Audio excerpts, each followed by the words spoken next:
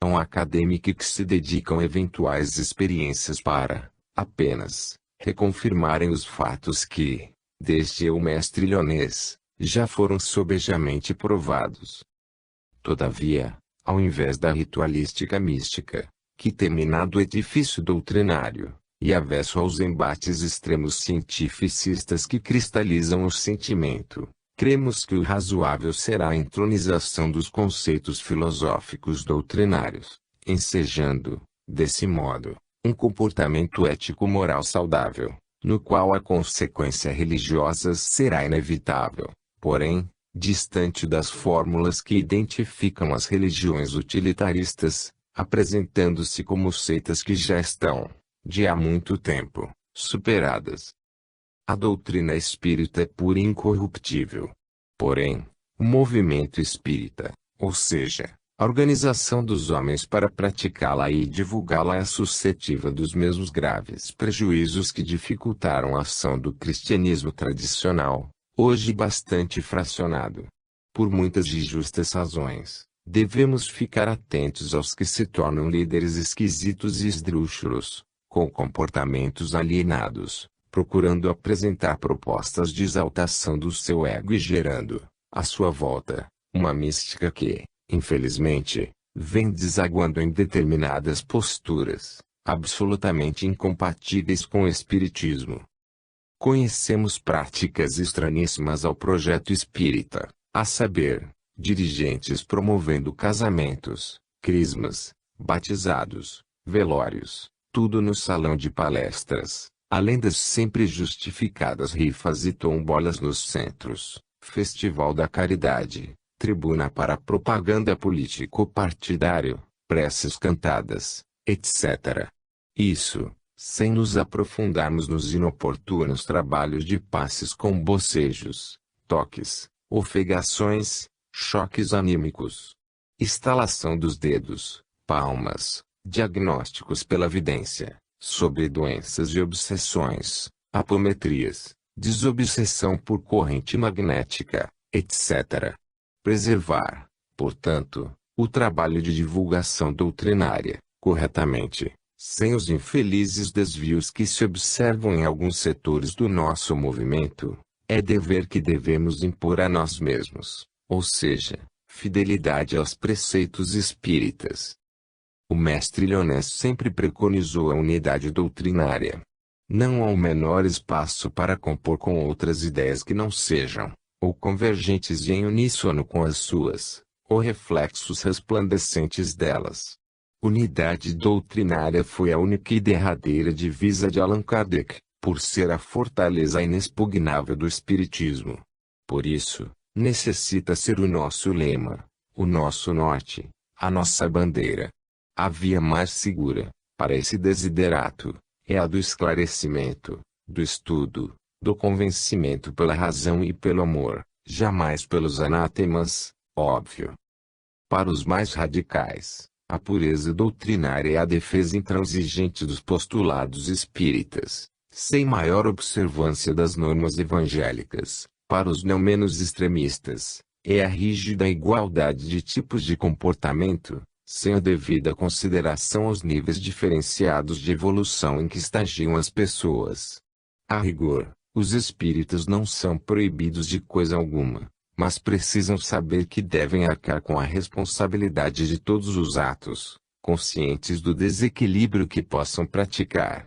Que terão que reconstruir o que destruírem e responderão pelo mal praticado e harmonizarão o que desarmonizarem. É da lei de causa e efeito. Portanto, do exposto, reafirmamos que espírita cristã deve ser a nossa conduta, ainda mesmo que estejamos em duras experiências. Espírita cristão deve ser o nome do nosso nome, ainda mesmo que respiremos em aflitivos combates íntimos. Espírita cristão deve ser o claro objetivo de nossa instituição, ainda mesmo que, por isso, nos faltem as passageiras que subvenções e honrarias terrestres, consoante nos ensinam os espíritos superiores.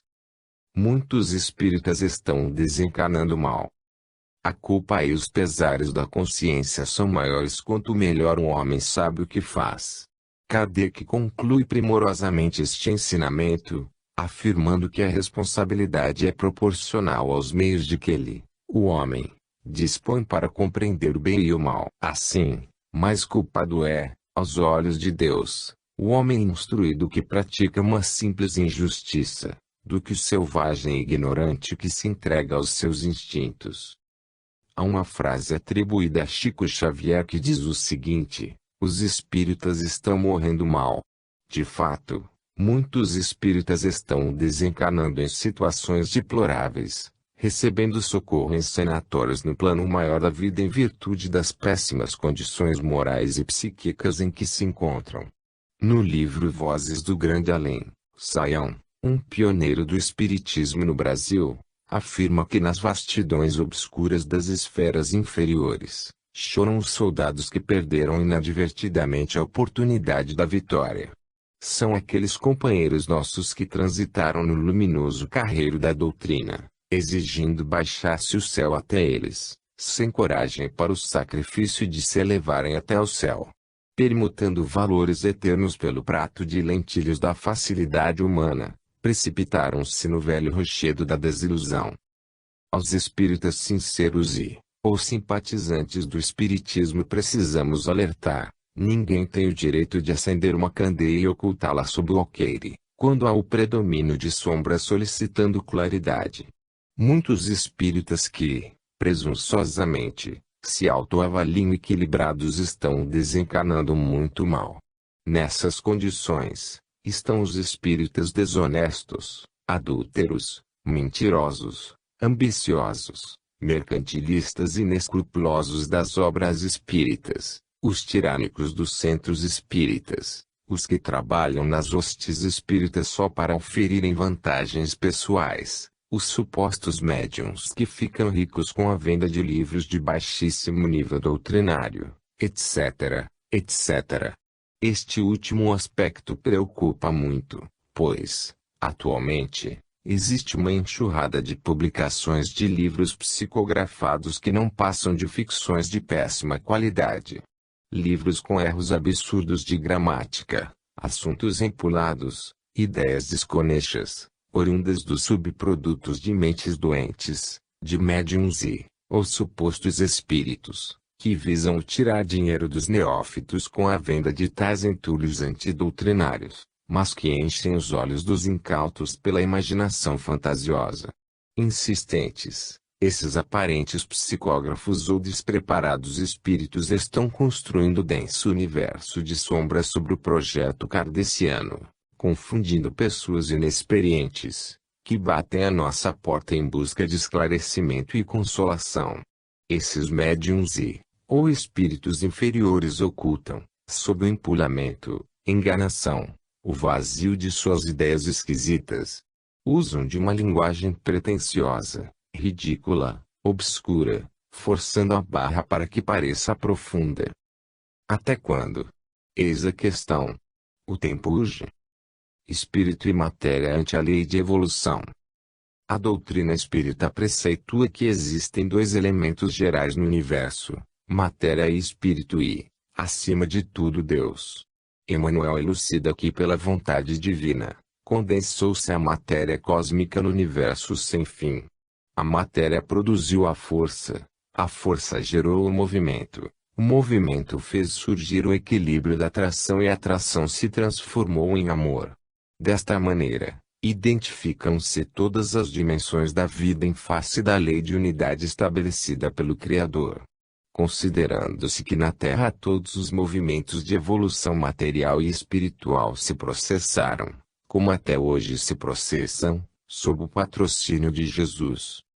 A fonte de energia para todos os núcleos da vida planetária é o Sol, isso é fato. E todos os seres recebem a renovação constante de suas radiações através da chuva incessante dos átomos solares.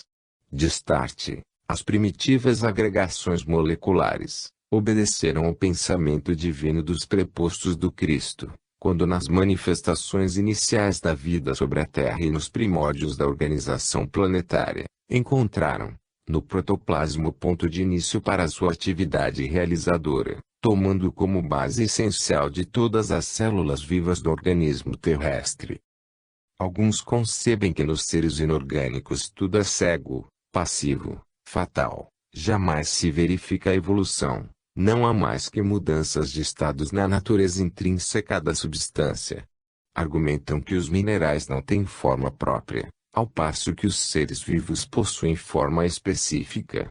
Os seres brutos apresentam composição química simples, ao passo que a substância viva é complexa. Os minerais não apresentam um ciclo vital, não nascem e nem morrem. Sua duração é ilimitada.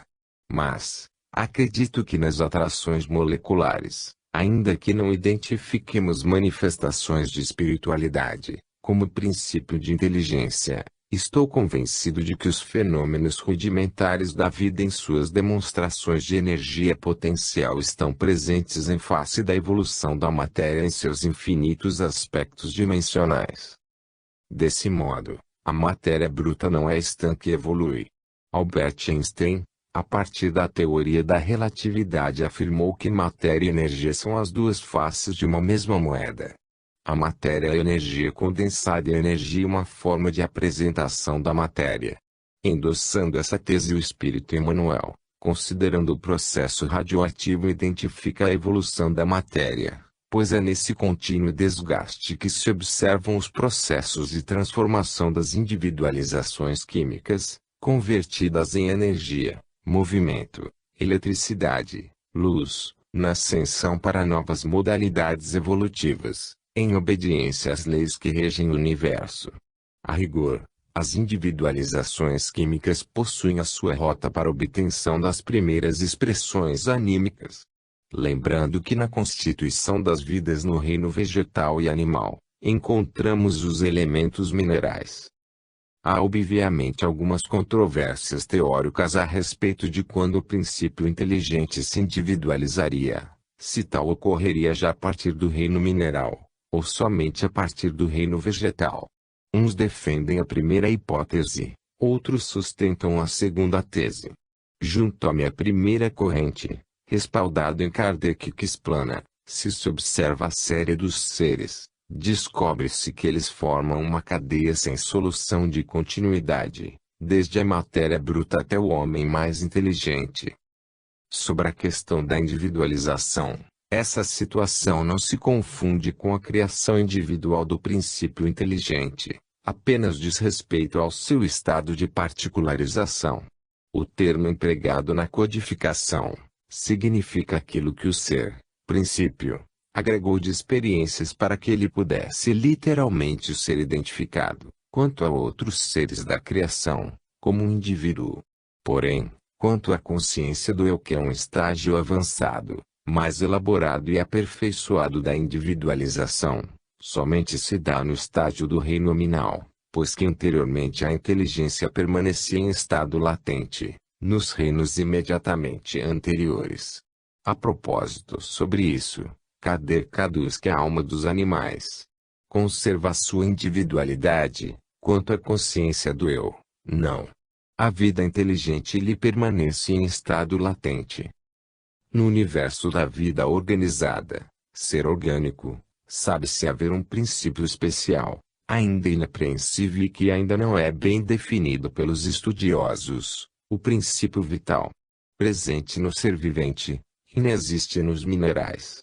É um estado especial, uma das modificações do fluido cósmico universal, pela qual este se torna princípio de vida. O princípio vital é um só para todos os seres orgânicos, modificados segundo as espécies. É força motriz da estrutura orgânica e ao mesmo tempo em que o agente vital estimula os órgãos, a ação deles, dos órgãos, mantém e desenvolve a atividade do agente vital, quase do mesmo modo como o atrito produz o calor. É importante considerar que, apesar de ser matéria diferenciada, distinta dos níveis, digamos, materiais, tal origem não invalida a matriz celular do fluido vital, principalmente por seu papel diferenciado e intermediário. O princípio vital forma um terceiro elemento constituinte do universo. Como dissemos, espírito e matéria são dois elementos constituintes do universo. O princípio vital formaria um terceiro? Não. Pois trata-se de um dos elementos necessários à constituição do universo, mas ele mesmo tem sua fonte na matéria primordial modificada. É um elemento, como o oxigênio e o hidrogênio que, entretanto, não são elementos primitivos, embora tudo isso proceda de um mesmo princípio. Será que realmente a vitalidade é um atributo permanente do agente vital ou apenas se desenvolve pelo funcionamento dos órgãos? A rigor, esse agente sem a matéria não é a vida. É preciso a união das duas coisas para produzir a vida. Infere-se disso que a vitalidade está em estado latente, quando o agente vital não está unido ao organismo. Para haver vida orgânica é preciso existir o protoplasma, componente das células, formado principalmente por proteínas. Na Terra, só pôde surgir a vida orgânica no momento em que, na atmosfera, por meio das descargas elétricas, uniram-se metano, amônia, água e hidrogênio, formando-se os primeiros aminoácidos. Estes se combinaram, formando proteínas, as quais se aglomeraram nos coacervados e destes originaram as células. Todas as células têm cromossomos e ADN, que não existem nos minerais. O fluido universal, combinado com a ação do elemento inteligente, é responsável pela coesão e as qualidades gravitacionais da matéria.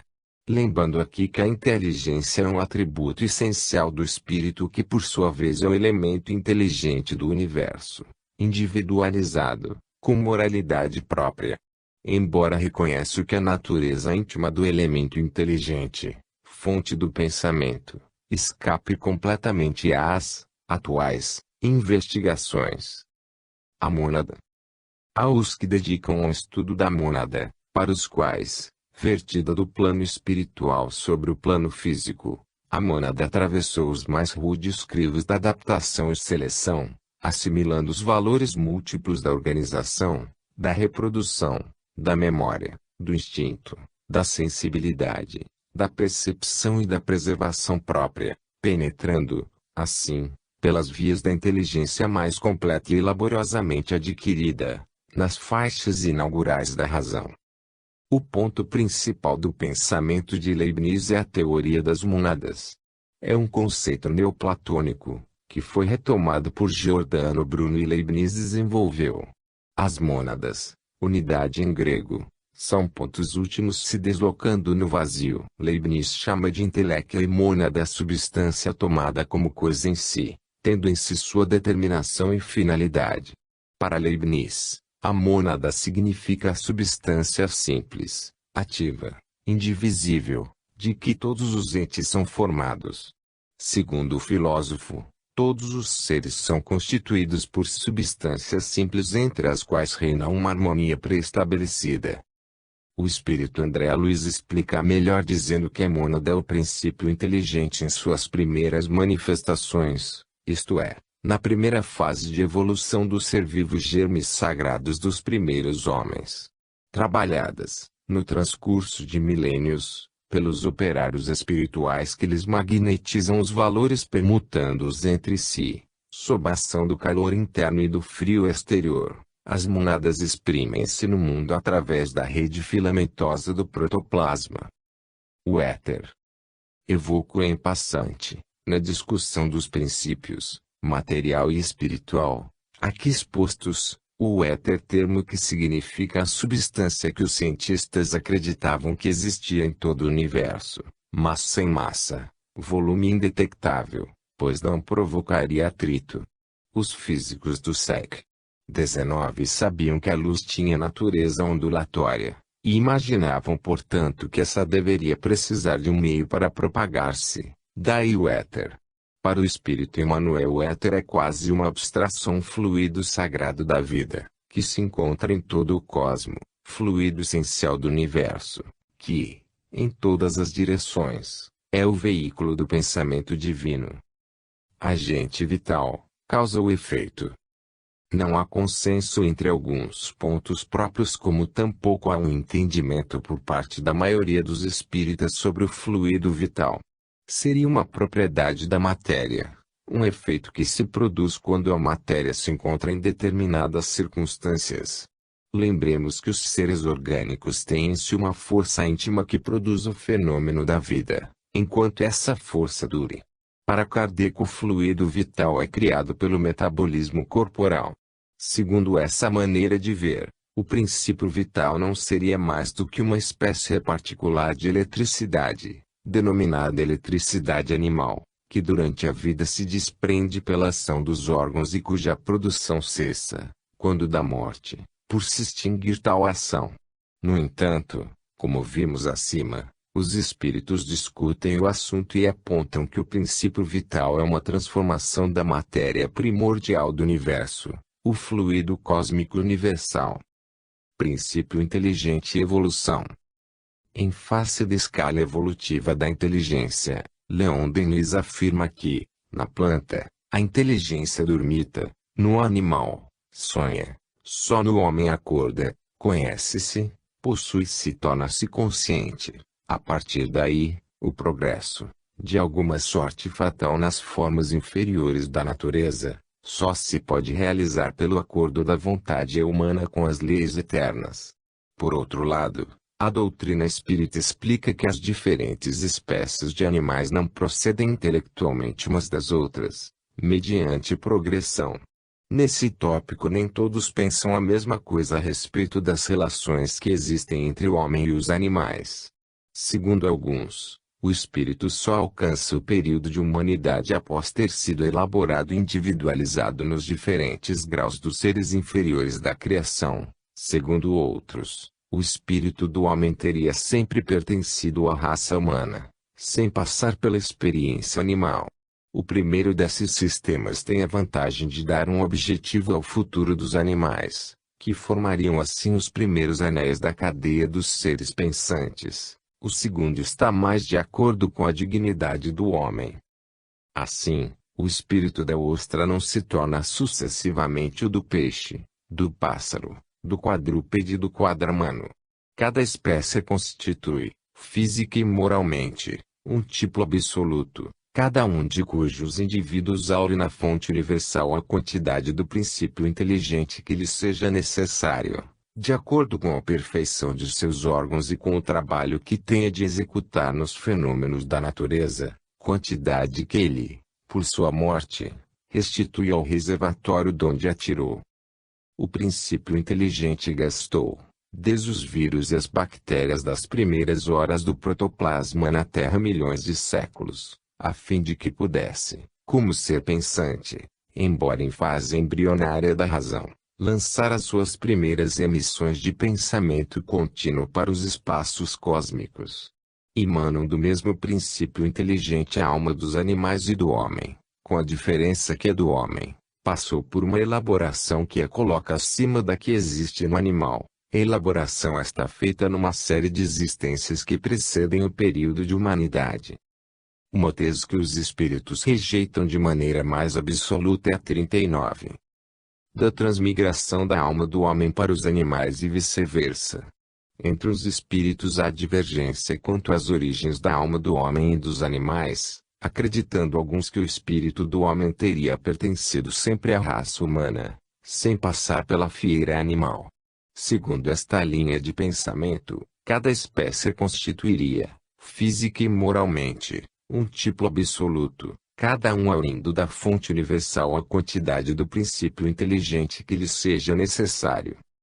Porém, identificamos alguns pontos doutrinários apontados para a tese da elaboração progressiva do princípio inteligente a partir do reino mineral, passando pelo reino vegetal, animal, até finalmente individualizar-se como espírito, quando passa a encarnar somente no reino nominal, continuando sua ascensão na escala do progresso intelectual e moral, através de encarnações sucessivas, com a finalidade de atingir o máximo grau de perfeição relativa. Somente Deus detém a perfeição absoluta.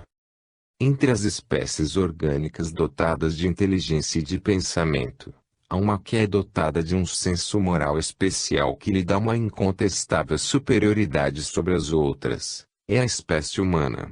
Aí o fluido vital funciona como um sistema energético que age como um intermediário entre o perispírito e o corpo físico durante a reencarnação, e é o que dá vitalidade à matéria.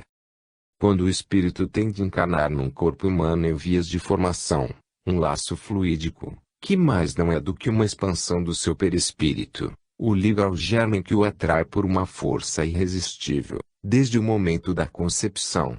À medida que o germe se desenvolve, o laço se encurta.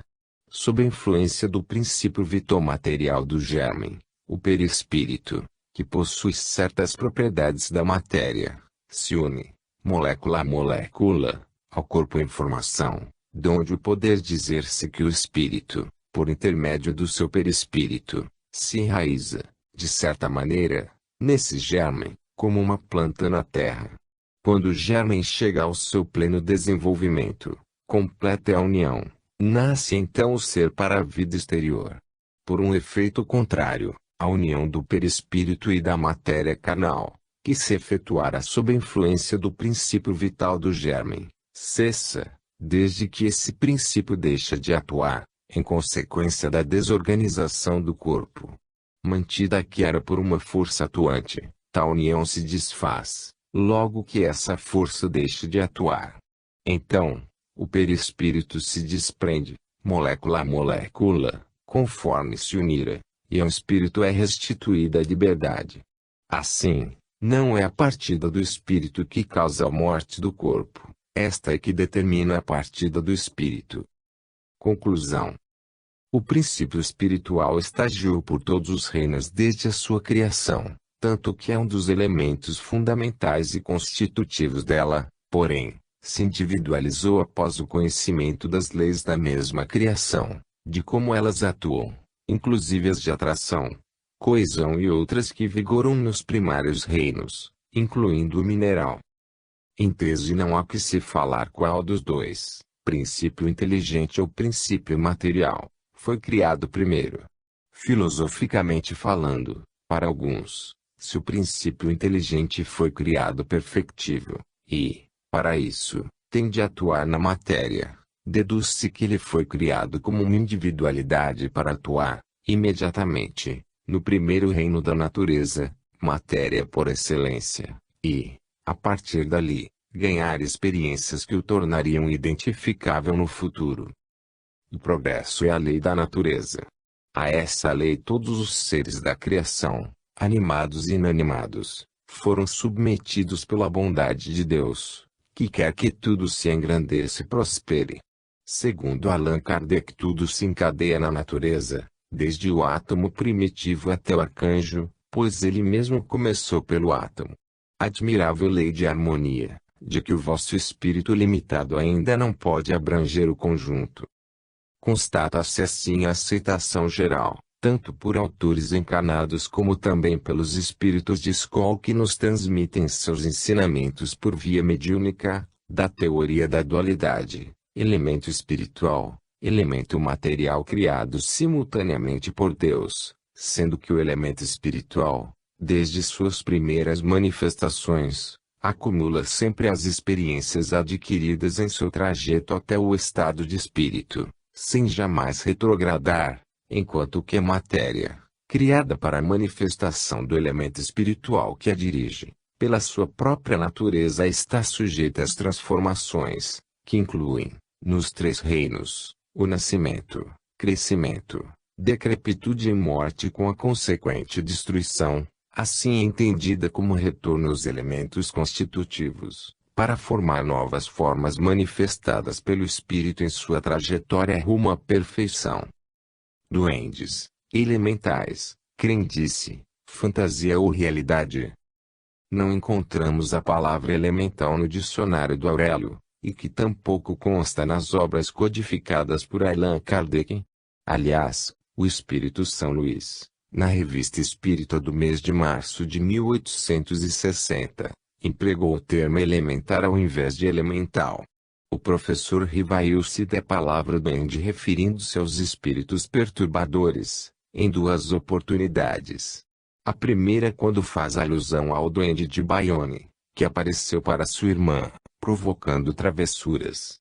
Na segunda, descreve a experiência do Sr. J com alguns espíritos perturbadores, em sua residência. Mas, em ambas as oportunidades, o codificador os descreveu como espíritos perturbadores, sem no entanto lhes conferir as propriedades que a crendice popular dá aos duendes e elementais.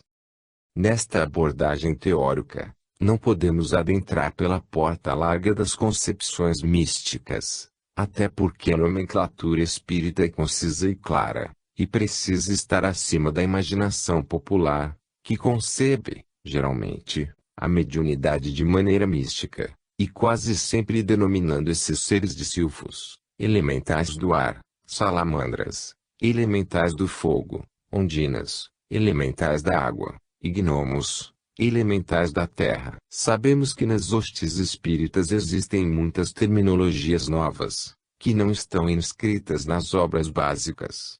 Todavia, no decorrer do século XX, foram sendo incorporadas no dicionário kardeciano, a exemplo dos termos colônias espirituais, bioenergia, monoideísmo, ovoides, umbral, vampirismo, aura etc. Expressões essas que, se não foram utilizadas pelo codificador, estavam de alguma forma implícitas nas ideias, através de outras terminologias do século XIX. O termo elemental é comumente empregado de forma esotérica, sobretudo na cultura teosófica. Porém, André Luiz faz alusão à palavra referindo-se a entes servidores comuns do reino vegetal, ou seja, espíritos da natureza totalmente estranhos à sua compreensão. Algumas obras espíritas complementares confirmam que os seres infra-humanos são os entes servidores da natureza, executores dos fenômenos naturais. Segundo o ilustre Lyonès, os espíritos constituem a força inteligente da natureza e concorrem para a execução dos desígnios do Criador, que não criou seres intelectuais perpetuamente destinados à inferioridade, uma vez que tudo na natureza se encadeia por elos que ainda não podemos apreender. Os instrutores espirituais intervêm na melhoria das formas evolutivas inferiores, nas quais o princípio inteligente estagia. Em verdade, todos os campos da natureza contam com agentes da sabedoria divina para a formação e expansão dos valores evolutivos. A rigor, o espírito não chega à fase da razão sem haver passado pela série divinamente fatal dos seres inferiores, entre os quais se elabora lentamente a obra da sua individualização. De start, o princípio inteligente, distinto do princípio material, se individualiza e se elabora, passando pelos diversos graus da animalidade. É aí que a alma se ensaia para a vida e desenvolve, pelo exercício, suas primeiras faculdades. Certa vez, conhecendo uma colônia purgatorial de vasta expressão, André Luiz foi informado sobre as milhares de criaturas utilizadas nos serviços mais rudes da natureza, que se movimentam naquelas regiões em posição infraterrestre. Talvez essas entidades não habitem o interior da Terra, porém, presidem aos fenômenos geológicos e os dirigem de acordo com as atribuições que têm. Dia virá em que receberemos a explicação de todos esses fenômenos e os compreenderemos melhor. Na escala da evolução, eles estariam entre a fase animal e hominal. Muitos esotéricos acreditam que essas entidades são superiores ao homem, crença essa contrária aos conceitos e conhecimentos espíritas. Para nós, esses seres situam-se entre o raciocínio fragmentário do macacoide e a ideia simples do homem primitivo da floresta. No capítulo 9 do Livro dos Espíritos, questões 536 a 540, o mestre Lyonès fez perguntas pertinentes sobre a ação dos espíritos nos fenômenos da natureza. Compreendemos, assim, sobre a existência de princípios inteligentes que auxiliam no controle dos fenômenos da natureza, sob a supervisão de espíritos mais elevados, operando em nome de Deus, que não exerce ação direta sobre a matéria. Não seria justo dizer que os elementais não existem. A experiência, a tradição e a própria doutrina espírita acolhem tais seres como realidade e não como mera fantasia. Todavia, não podemos esquecer que o Espiritismo tem em seu vocabulário os termos adequados para designar precisamente esses entes espirituais. Razoável, então, não adotarmos palavras inadequadas e distorcidas pelas crenças mitológicas. Educação espírita, arcabouço da futura geração saudável. Tilane Lena Rose Blondel, de 10 anos de idade, fez uma produção fotográfica para a revista Vogue Paris, levantando polêmica devido à roupa ousada, maquiagem e poses provocantes. O ensaio fotográfico está causando indignação em pessoas ligadas ao N.G.S de proteção à criança.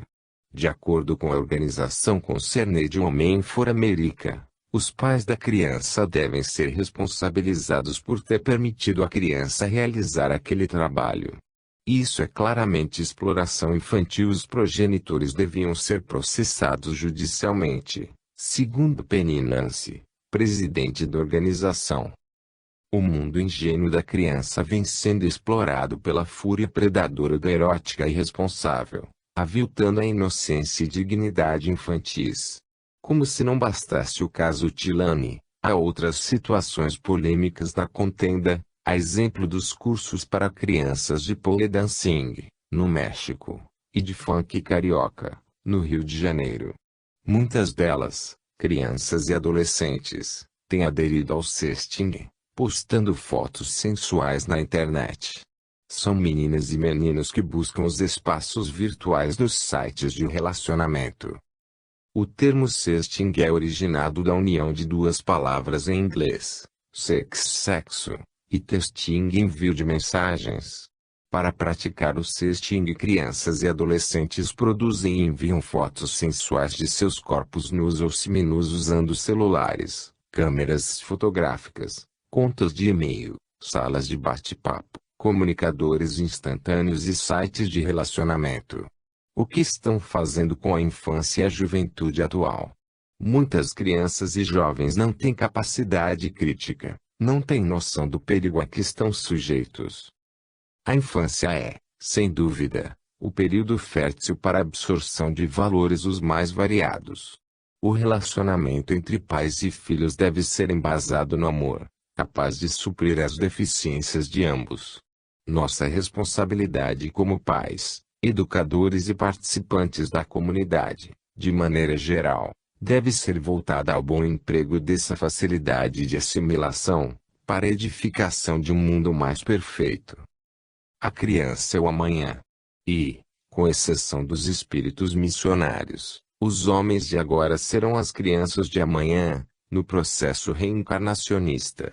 A demanda de redenção dos novos tempos que chegam há de principiar na alma da infância, se não quisermos divagar nos cipoais teóricos da fantasia exacerbada. Precisamos perceber no coração infantil o esboço da geração próxima, procurando ampará-lo em todas as direções, pois a orientação da infância é a profilaxia do futuro. Por questão de prudência cristã, não podemos permitir que as crianças participem de reuniões ou festas que lhes conspurquem os sentimentos em nenhuma oportunidade, porque a criança sofre de maneira profunda a influência do meio. Uma legítima educação é aquela em que os poderes espirituais regem a vida social. Antigamente, a pureza das crianças era uma realidade mensurável. Sua perspectiva não ultrapassava os simples livros didáticos, um único humilde caderno e brinquedos baratos. Para repreendê-las e educá-las, às vezes, bastava um olhar firme dos pais. Porém, aquele imaginário infantil, de quietude e sonho ingênuo, desmoronou sob o impacto da era do sensualismo, da violência, do materialismo. Em nossa análise, concebemos que o mundo faziam, a televisão e a internet, ao invadirem os lares, potencializaram nas crianças o despertar antecipado para uma realidade nua e cruel, o que equivale a afirmar que elas foram arrancadas do seu universo de fantasia e conduzidas para a inversão dos valores morais, estimuladas, também, pela vaidade dos pais. Destarte, o período de inocência e tranquilidade infantil foi diminuindo. Cada vez mais cedo, e com maior intensidade, as inquietações da adolescência brotam acrescidas pelos múltiplos e desencontrados apelos das revistas obscenas, da mídia eletrônica, das drogas, do consumismo descontrolado, do mau gosto comportamental, da vulgaridade exibida e outras tantas extravagâncias, como reflexos óbvios de pais que vivem alienados, estagnados e desatualizados, enclausurados em seus afazeres diários e que nunca podem permanecer à frente da educação dos próprios rebentos. Cremos, e isso é a nossa esperança, que no conjunto de provisão dos benfeitores espirituais, a terceira revelação assumirá seu espaço na sociedade moderna decididamente. Isso equivale a afiançar que esse arranjo suis generis do Espiritismo permitirá aparelhar a criança atual para uma vivência normal e incorruptível no futuro, desde que os espíritas sejam cautelosos. Jesus prossegue o majestoso e eterno modelo. Estejamos atentos à verdade de que educar não se resume apenas a providências de abrigo e alimentação do corpo perecível. A educação, por definição, constitui-se na base da formação de uma sociedade saudável. A tarefa que nos cumpre realizar é a da educação das crianças e jovens pelo exemplo de total dignificação moral sob as bênçãos de Deus. Nesse sentido, os postulados espíritas são antídotos contra todos os venenosos ardis humanos, posto que aqueles que os conhecem têm consciência de que não poderão se eximir das suas responsabilidades sociais, sabendo que o futuro é uma decorrência do presente. Destarte, é urgente identificarmos no coração infanto-juvenil o esboço da futura geração saudável. As mulheres sempre foram os pilares do edifício cristão. A revista Isto É divulgou interessante matéria sobre as mulheres da vida de Jesus, demonstrando que elas não foram simples coadjuvantes das passagens que marcaram o cristianismo. Os evangelistas são explícitos quanto à numerosa presença feminina na paixão e ao pé da cruz. Foram elas as testemunhas de momento-chave dos tempos apostólicos. Historicamente, o patriarcado ancestral tem dominado a trajetória do cristianismo. A exemplo de Deus, o Pai e não Mãe, Criador e não Criadora, passando pelos 12 apóstolos e não apóstoles, e culminando com Jesus, Filho e não Filha. Curiosamente, contudo, são as mulheres que não só participaram, como protagonizaram boa parte dos momentos cruciais da vida de Cristo. Foi no encontro com Maria que Isabel confirmou o projeto divino à prima, ao anunciá-la como bendita entre as mulheres, além de bendizer o fruto de seu ventre. Isabel, idosa e estéril, mas grávida de João Batista, representaria o passado que abre caminho e dá as boas-vindas ao novo, que é Maria, jovem e grávida de Jesus. Maria de Magdala, Madalena, que foi libertada de 7 algozes espirituais, desobsidiada por Jesus, passou a segui-lo e se tornou importante no ministério cristão. A mais poderosa das demonstrações de confiança do Mestre Jesus em Madalena, e, por extensão, nas mulheres, foi o fato de tê-la escolhido para ser a primeira testemunha de seu ressurgimento após a crucificação. A história de outras 2 mulheres próximas de Jesus no Evangelho é exemplo disso. Marta e Maria, irmãs de Lázaro, têm 2 episódios marcantes junto ao Messias. A importância das mulheres, aliada ao fato de que muitas não foram identificadas, alimentou um verdadeiro aluvião de lendas sobre o papel que elas tiveram nos momentos apoteóticos do Evangelho. O certo é que o legado feminino deixado pelas mulheres contemporâneas de Jesus tem valor inestimável. Os relatos de Mateus, Marcos, Lucas e João, compilados entre os anos 30 d.C. e 80 d.C., dão enorme importância à presença feminina na Boa Nova. É fato. O cristianismo primitivo foi o primeiro movimento histórico que tentou dar à mulher uma condição de status social igual à do homem.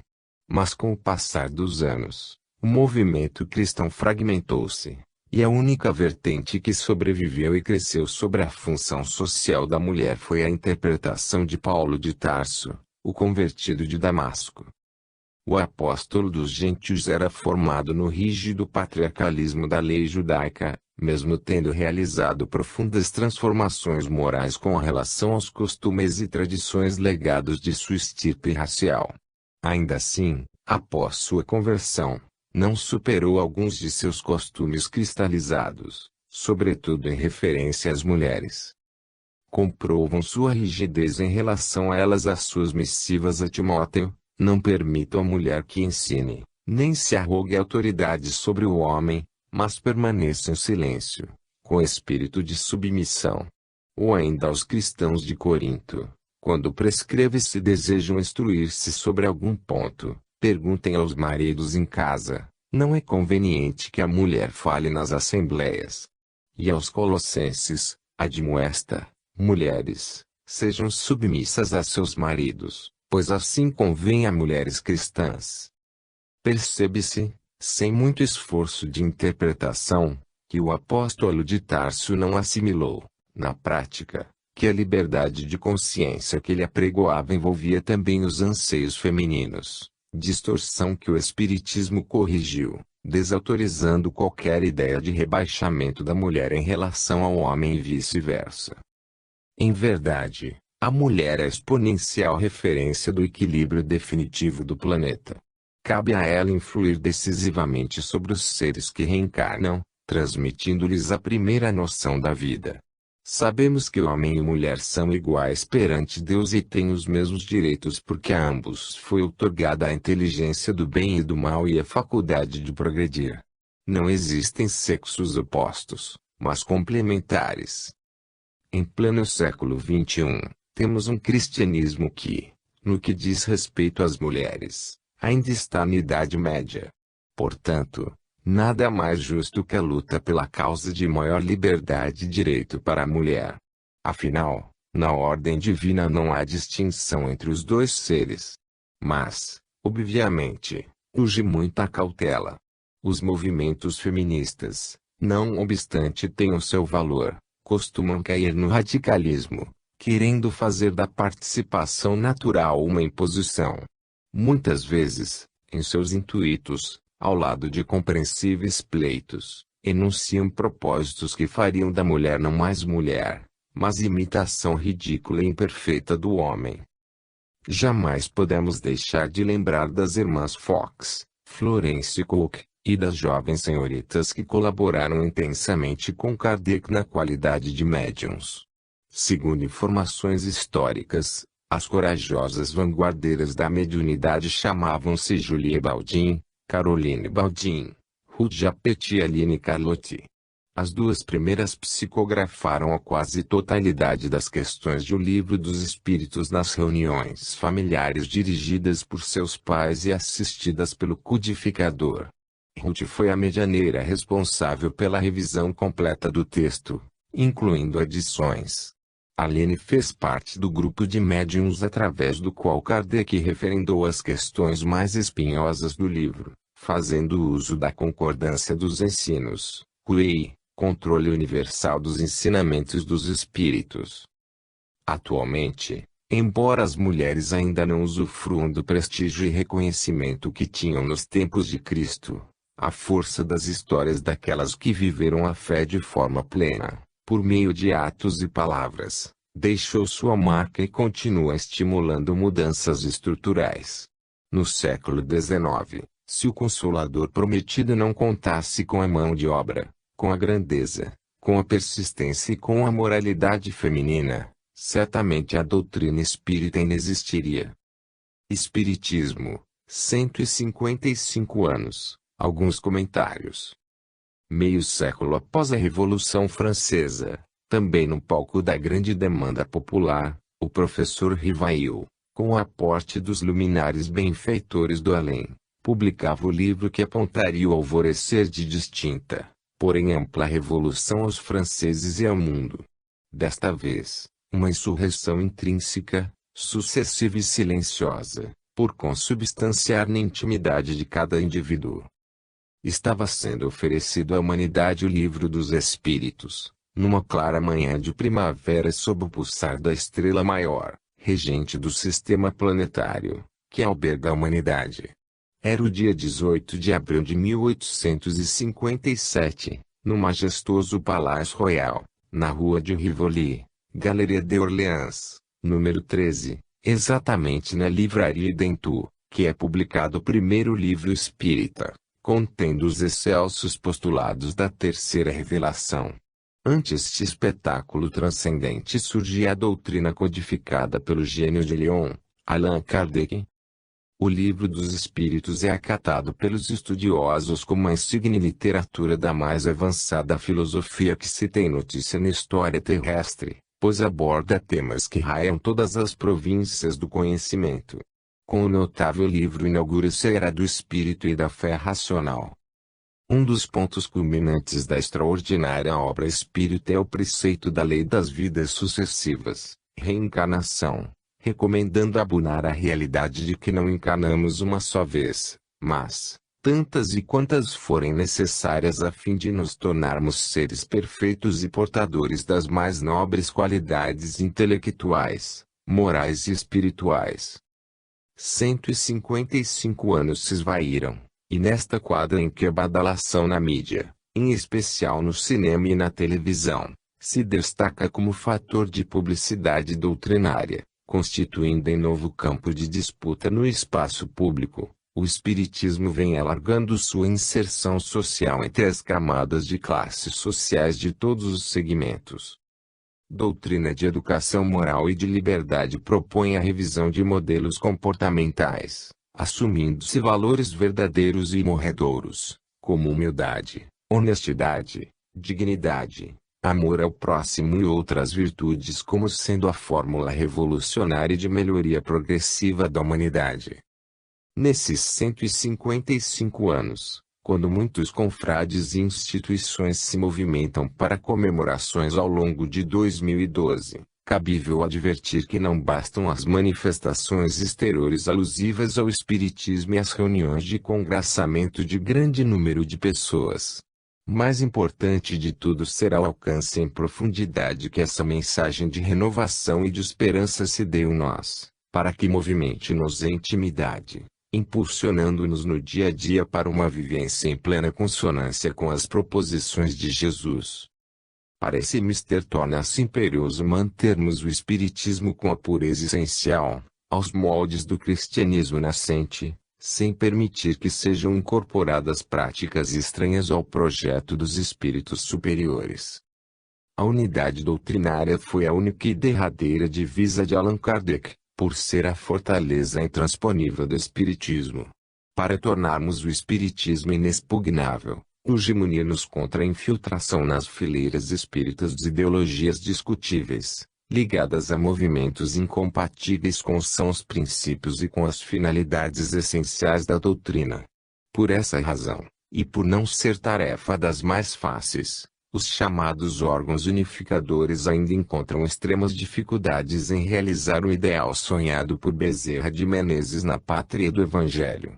Isto porque as trevas são extremamente poderosas e organizadas, e assestam suas armas para destruir o projeto doutrinário, incrementando, por exemplo, a publicação de livros espíritas que jamais deveriam existir nas hostes doutrinárias.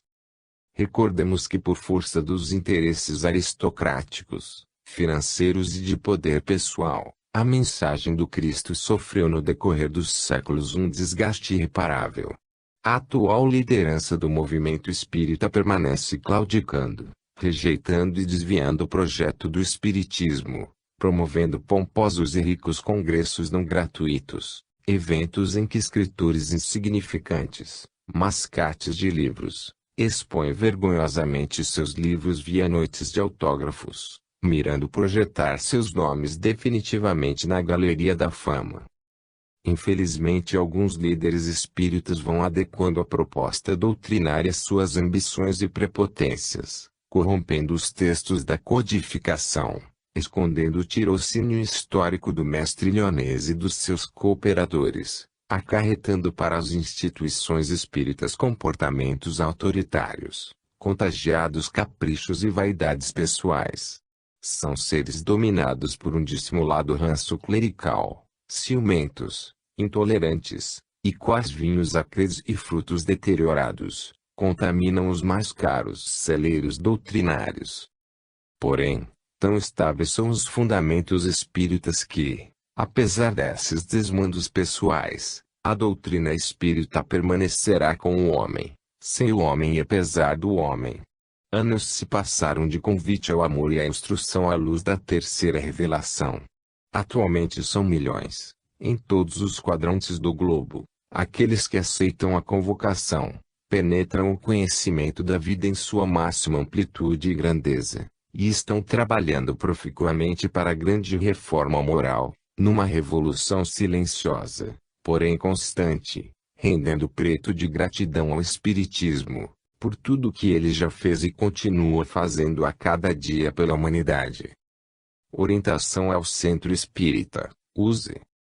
A União das Sociedades Espíritas do Estado de São Paulo, USE, entidade federativa coordenadora e representativa do Movimento Espírita do Estado de São Paulo, no Conselho Federativo Nacional da Federação Espírita Brasileira, em reunião do seu Conselho Deliberativo Estadual, realizada em 8 de junho de 2008, aprovou a Declaração Orientação ao Centro Espírita. Orientação ao Centro Espírita.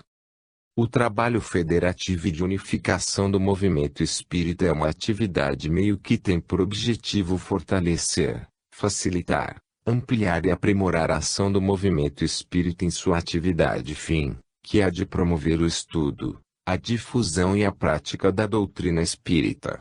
Decorrem da união fraterna, solidária, voluntária, consciente e operacional dos espíritas e das instituições espíritas, através da permuta de informações e experiências, da ajuda recíproca e do trabalho em conjunto.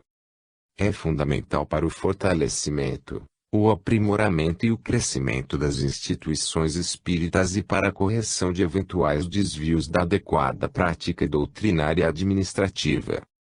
O estudo constante da doutrina espírita com base nas obras de Allan Kardec e o propósito permanente de colocar em prática os seus ensinos, são fundamentos para a correta execução de toda a atividade espírita. O espiritismo não possui qualquer forma de culto, não se ocupa de dogmas particulares, não tem hierarquia sacerdotal, sacramentos, rituais ou idolatrias.